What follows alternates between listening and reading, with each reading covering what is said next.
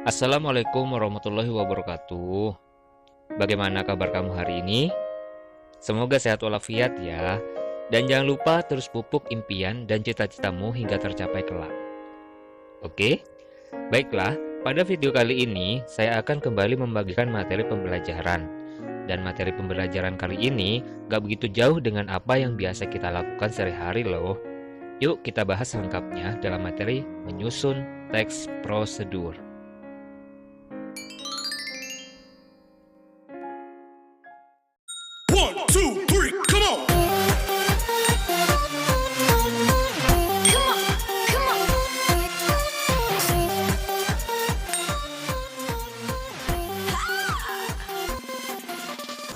Selamat datang di channel YouTube kami. Bagi kalian yang baru nonton, silahkan klik tombol subscribe sekaligus loncengnya supaya kami semakin semangat untuk membuat konten yang lebih bagus lagi. Terima kasih. Setiap hari, kamu pasti melakukan berbagai jenis kegiatan, bukan? Entah itu memasak, naik kendaraan, menyalakan komputer atau laptop, atau melakukan kegiatan lainnya. Nah, banyak istilah yang dapat digunakan untuk menyebutkan kegiatan-kegiatan tersebut. Seperti ada yang menyebut kiat, tips, resep, cara jitu, dan sebutan lainnya. Intinya, berbagai kegiatan tersebut pasti ada serangkaian petunjuk untuk melakukan sesuatu, bukan? Nah, serangkaian petunjuk itu yang dapat kita sebut dengan prosedur. Dengan kata lain, maka yang disebut dengan teks prosedur adalah teks yang berisi cara, tujuan, bahkan langkah-langkah melakukan sesuatu secara berurutan, sehingga menghasilkan sesuatu sesuai dengan tujuan yang diinginkan. Nah, sekarang kita akan beralih kepada bagian-bagiannya.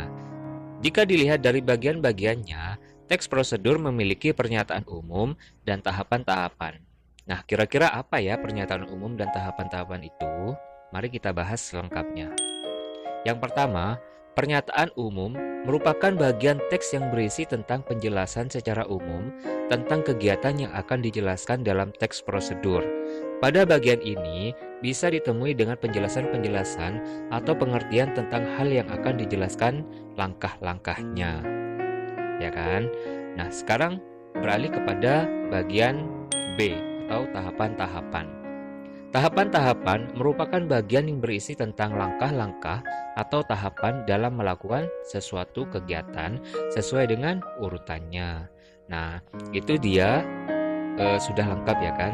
Berarti kalian sudah mulai paham apa itu pernyataan umum dan tahapan-tahapannya. Baik, setelah kamu mengetahui apa itu pernyataan umum dan tahapan-tahapan, pasti kamu bertanya-tanya bagaimana sih kira-kira struktur dari teks prosedur itu sendiri. Nah, sekarang kita beralih kepada struktur teks prosedur ya. Dalam struktur teks prosedur itu ada 3 poin. Yang pertama, tujuan. Yang kedua, langkah-langkah. Dan yang ketiga, penegasan ulang. Mari kita bahas satu persatu selengkapnya. Struktur yang pertama yaitu tujuan. Nah, tujuan merupakan pengantar tentang topik yang akan dijelaskan dalam teks. Jadi, dalam sebuah teks prosedur, bagian ini merupakan penjelasan mengenai hal yang akan dibahas.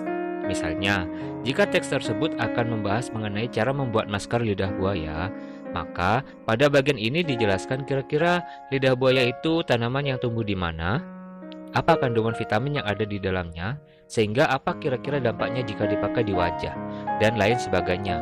Pokoknya yang berhubungan dengan penjelasan umum tentang tanaman lidah buaya itu sendiri. Nah, saya yakin kamu pasti paham ya tentang bagian ini. Yuk kita lanjut pada struktur yang kedua. Baik, sekarang struktur yang kedua yaitu langkah-langkah. Langkah-langkah di sini merupakan bagian yang berupa rincian petunjuk yang disarankan kepada pembaca terkait dengan topik yang ditentukan.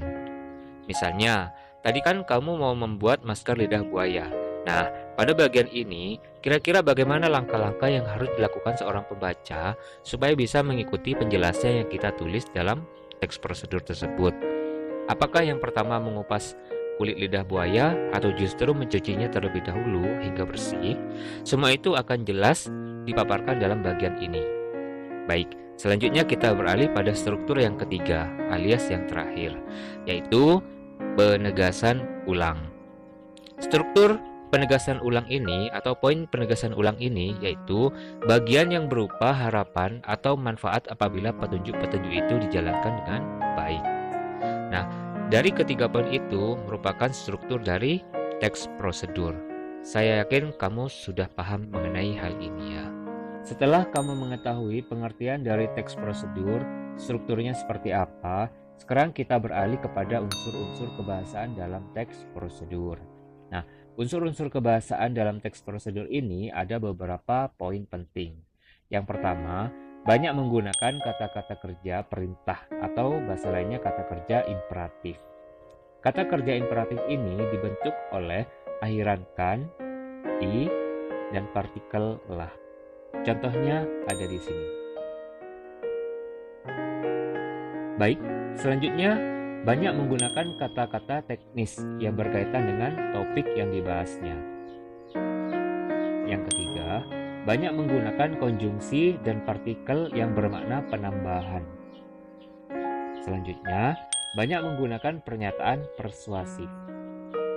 Yang terakhir, apabila prosedur tersebut berupa resep dan petunjuk penggunaan alat, akan digunakan gambaran terperinci tentang benda dan alat yang dipakai, termasuk ukuran, jumlah, dan warna.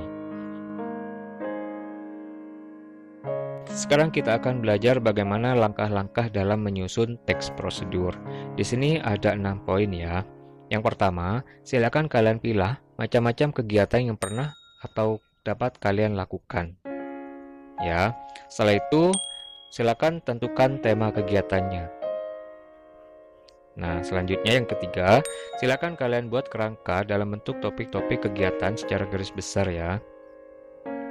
Selanjutnya, yang keempat, menyusun kerangka teks dengan urutan yang benar dan mudah dipahami, terutama dipahami oleh pembaca. Poin kelima, silakan kalian kumpulkan bahan-bahan yang diperlukan ya. Dan yang terakhir, kembangkan kerangka menjadi sebuah petunjuk yang jelas dan lengkap. Nah, itu dia kira-kira langkah-langkah dalam menyusun teks prosedur yang benar ya, secara runtut. Oke, demikian pembelajaran tentang teks prosedur kali ini. Semoga bermanfaat ya. Untuk contohnya, silakan kamu browsing di media sosial, pasti banyak sekali contoh-contoh teks prosedur dengan berbagai jenis tema dan kegiatan yang lengkap. Sekali lagi, semoga bermanfaat ya. Jika kamu merasa video ini cukup menginspirasi, silakan share ke teman atau sosial media yang kamu punya. Jangan lupa juga klik tombol like bagi yang suka, karena like kamu sangat bermanfaat untuk perkembangan channel ini ke depannya. Terakhir, tonton video lainnya juga ya. Wassalamualaikum warahmatullahi wabarakatuh.